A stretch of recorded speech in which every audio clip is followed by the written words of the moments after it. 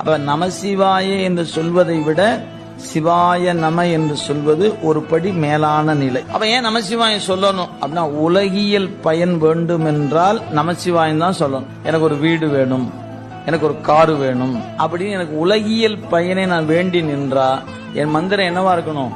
நமசிவாய நமசிவாய நமசிவாயன்னு நான் தொடர்ந்து சிந்திக்கணும். எனக்கு இந்த உலகம்லாம் வேண்டாம் அப்படின்னா இதிலிருந்து வெளியே போகணும்னு எனக்கு ஒரு ஆசை. எது? இந்த செல்வம் இருக்குது, அது அழுந்தாம இருக்கணும். பதவி இருக்குது, அது அழுந்தாம இருக்கணும். எப்படியோ இருக்கிற சூழல்ல எது எப்படி இருந்தாலும் நம்ம அறிவு பாதிக்காம இருக்கணும். என்ன பண்ணலாம்? சிவாய நம சிந்திச்சிங்கன்னா அது அழுந்தாம காப்பாத்து. அழுந்தாம காப்பாத்துனா பத்தாதியா, அதை விட்டு விலகணுமே அப்படின்னா அதுக்கு அடுத்த மந்திரம் அதை விலக்கி தரும்.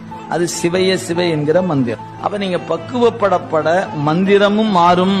அதனால தீக்கையை 4 வகையா பிரித்து சமயம், விசேடம், நிறுவ